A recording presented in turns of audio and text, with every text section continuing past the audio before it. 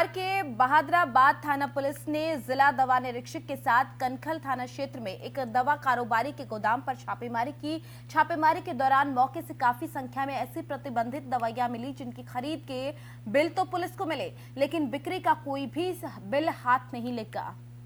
इस मामले में दवा कारोबारी और उसके पिता अभी भी पुलिस की गिरफ्त से दूर हैं। वहीं ज्वालापुर क्षेत्र में एक थोक व्यापारी के मकान से करीब 4000 किलो पॉलिथीन बरामद किया गया।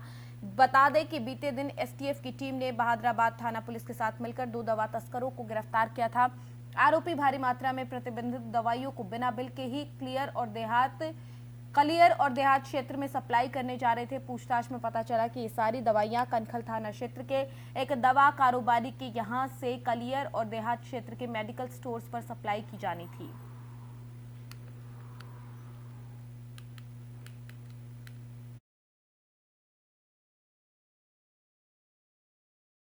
हैदराबाद द्वारा अभी फिलहाल में जो कार्रवाई की गई है, ड्रग्स भारी मात्रा में पकड़ी गई है, उसी कार्रवाई के दौरान एक नाम निकला है सुशांत मेहता। तो उसका जो मेडिकल स्टोर है वो कनखल में है। अभी 2 दिन पूर्व हमारे द्वारा उसे ढूंढा गया था पुलिस टीम के साथ मिलकर, तो वो मौके से फरार हो गया था। मकान मालिक की मदद से जो है उसकी वाइफ को मौके पे बुला के और जो है मेडिकल स्टोर का हमारे द्वारा आज चेकिंग किया गया। और वहाँ पे जो मेडिकल स्टोर है वहाँ पर, क्योंकि फार्मास्वामी तो वहाँ पर था नहीं और उसकी वाइफ कुछ भी दिखाने में असमर्थ रही, और वहाँ फिलहाल ट्रामाडोल और अल्प्राजोलाम की कुछ दवाएं जो कि 24,000 ट्रामाडोल और 3,700 जो अल्प्राजोलाम मिली है, उसको पुलिस द्वारा फिलहाल जब्त कर दिया गया है। और उसका लाइसेंस निरस्त करने की मेरे द्वारा संस्तुति की गई। चूँकि वो लाइसेंसी है और जो है लाइसेंस है तो दवाइयाँ रख सकता है। उसके कंप्यूटर को जो चेक किया गया वहाँ पे उसके द्वारा भारी मात्रा में सारी नारकोटिक दवाइयाँ ली गई हैं और उनका जो बिक्री का जो रिकॉर्ड है वो कहीं भी मेंटेन नहीं किया गया। उस टाइम किन मामले इनका जो पुलिस द्वारा जो अपनी जो नारकोटिक दवाइयाँ पकड़ी गई थी, वहाँ उन जो 2 लोगों को, अपराधियों को पकड़ा गया है, उनका कहना है कि उनके द्वारा सुशांत मेहता से दवाइयाँ खरीदी गई थी और उसी के क्रम में इस मेडिकल स्टोर को आज हमारे द्वारा चेक किया गया था। पुलिस द्वारा उसकी जो है अभी उसको ढूंढा जा रहा है, वो फरार है। उसको जैसे ही वो मिलेगा तो ऑब्वियसली उसके खिलाफ कार्रवाई की जाएगी। हैदराबाद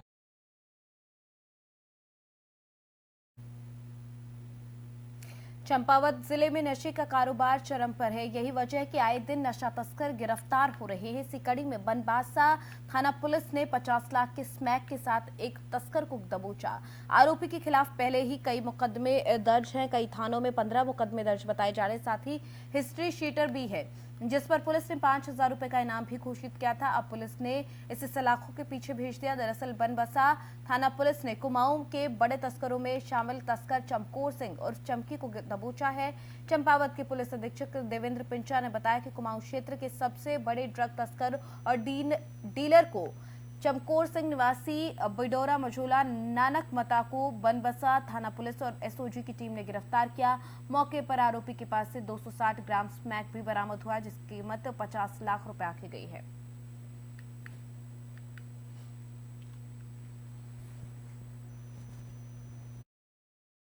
कुमाऊं का या एक तरह से तराई का एक कुख्यात स्मैक तस्कर है चमकोर उर्फ चमकी, उसको हमने आज लगभग 260 ग्राम स्मैक जो की कीमत लगभग 50 लाख के आसपास है, उसके साथ में आज इसको हमने गिरफ्तार किया है। ये पहले से भी इसके ऊपर 15-16 करीब इसके ऊपर मुकदमे अभी तक हमारी जानकारी में है आया है। ये हिस्ट्री शीटर भी है और हमारे जनपद का इनामी मुलजिम भी है ये। मेरा मानना है कि ये सबसे कुख्यात तस्कर था इस एरिया का, तो मेरा मानना है कि इससे कुछ अंकुश तो लगना चाहिए, कुछ लगेगा। और साथ साथ में इसने अभी पूछताछ में कुछ और भी राज हमें बताएं, कुछ और भी बातें हमें बताई है जो अभी मैं मीडिया के सामने तो सार्वजनिक नहीं कर सकता। उसमें हम आगे और भी हम कार्रवाई करेंगे। जो बातें बताई है, जिनका नाम इसने बताया तो उसके ऊपर भी हम नज़र रखेंगे और उसमें कार्रवाई करेंगे, ताकि जो हमारे जनपद और राज्य को जो नशा मुक्त करने का जो हमारा प्रयास है उसमें हम आगे बढ़ें। कुमाऊं का या एक तरह से तराई का वहीं हरिद्वार रुड़की विकास प्राधिकरण ने एक बार फिर सुमन नगर और अनोखी रोशनाबाद क्षेत्र में अवैध कॉलोनियों पर कार्रवाई करते हुए 5 कॉलोनियों को सील कर दिया है। बताया जा रहा है कि इन कॉलोनियों को बिना अनुमति के ही विकसित कर यहां प्लॉट बेचे जा रहे थे, जिन पर कार्रवाई करते हुए सभी को सील कर दिया गया। सीज होने से यहां पर प्लॉट खरीदने वालों को बड़ा नुकसान हुआ, क्योंकि इनके प्लॉट का नक्शा पास नहीं किया जा सकेगा, साथ ही कोई निर्माण करने पर भी मनाही होगी। सील की गई कॉलोनियों में निर्माण कराने पर मुकदमा दर्ज कराने के निर्देश एचआरडीए की ओर से दे दिए गए हैं।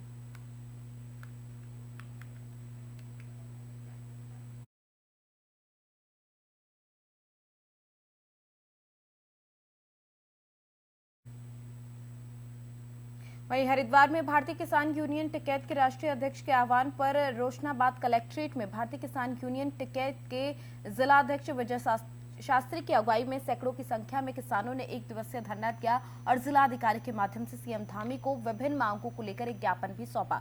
जिलाध्यक्ष विजय शास्त्री का कहना है कि उत्तर प्रदेश सरकार के द्वारा गन्ने के रेट न बढ़ाए जाने पर राष्ट्रीय अध्यक्ष की तरफ से आह्वान किया गया था, जिसके चलते पूरे भारतवर्ष में एक दिवसीय धरना प्रदर्शन कर किसानों की आवाज को बुलंद करते हुए जिलाधिकारी के माध्यम से मुख्यमंत्री को ज्ञापन सौंपा गया है। उन्होंने कहा कि आज जिस तरीके से किसानों को उत्पीड़ित किया जा रहा है, भारतीय किसान यूनियन उसे कतई बर्दाश्त नहीं करेगी।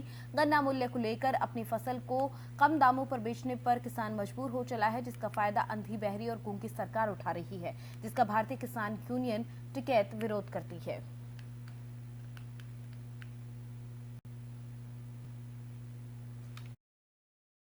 चेयरमैन युवा जिला अध्यक्ष मांग यही करते हैं, आप मिल चले लगभग 4 महीने हो गए, 1 महीने का लास्ट सत्र बचा, मार्च का महीना, आप क्यों नहीं घोषणा कर रहे गन्ने के रेट की? या हर चीज़ के रेट नहीं बढ़ रही? कोई 5 रुपये का बिस्कुट अगर पार्ले जी का कंपनी में से चलता है तो उसे पता रहता है कि मेरा 5 रुपये का अगर जो खरीदने जाएगा।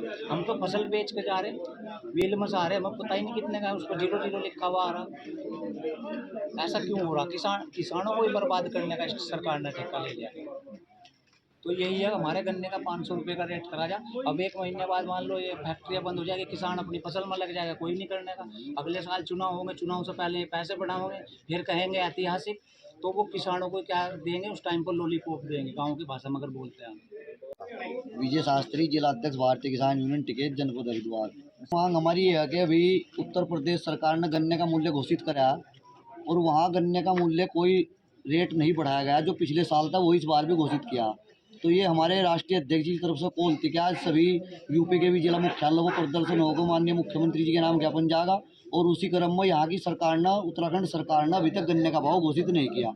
हमारा ये है कि महंगाई को देखते हुए जिस तरीके से देश में, प्रदेश में अन्य चीज़ों के रेट बढ़ाए गए, उसी हिसाब से महंगाई को देखते हुए गन्ने का रेट यहाँ की सरकार।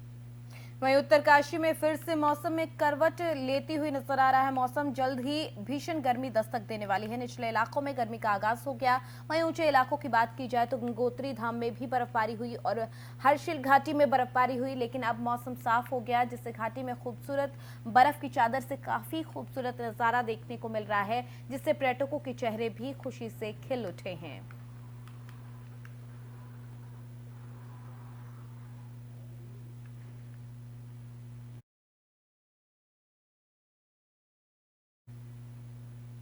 वहीं हरिद्वार के रुड़की में अवैध पटाखा फैक्ट्री में अग्निकांड के बाद पुलिस जाग गई और इसी कड़ी में रुड़की पुलिस ने 2 पटाखा गोदामों पर छापेमारी की। इस दौरान पुलिस ने भारी मात्रा में पटाखे भी वहां से बरामद किए। पुलिस की तरफ से कब्जे से पटाखे जो बरामद किए गए हैं उसको लेकर जानकारी दी गई। वहीं एक गोदाम पर छापेमारी में बरामद पटाखा फैक्ट्री स्वामी के ही निकले, जिस पर फैक्ट्री स्वामी के खिलाफ मुकदमा दर्ज करने की कार्रवाई की जा रही है। साथ ही पटाखों को नष्ट करने की कार्रवाई भी की जा रही है। बता दें कि 20 फरवरी को रुड़की के कानून गोयान मोहल्ले में अवैध रूप से संचालित पटाखा फैक्ट्री में विस्फोट हो गया था, जिससे भीषण आग लगी। 4 लोग जिंदा जल गए, जबकि 2 लोग बुरे तरीके से झुलस गए। ये फैक्ट्री आलोक जिंदल की थी। मंगलवार को पुलिस को जानकारी मिली कि जिस पटाखा फैक्ट्री में विस्फोट हुआ उसी के पास पटाखों का एक अवैध गोदाम बना हुआ है। वहीं दूसरी ओर गंग नहर कोतवाली पुलिस ने अंबर तालाब मोहल्ले में एक पटाखे के गोदाम में छापेमारी की, जहां गोदाम में भारी मात्रा में पटाखे बरामद हुए। पुलिस ने मामले में गोदाम स्वामी पीयूष जैन को हिरासत में लिया। गोदाम से बरामद पटाखों की कीमत करीब 5 लाख रुपए बताई गई। पुलिस अब गोदाम स्वामी के खिलाफ मुकदमा दर्ज करने पर काम कर रही है।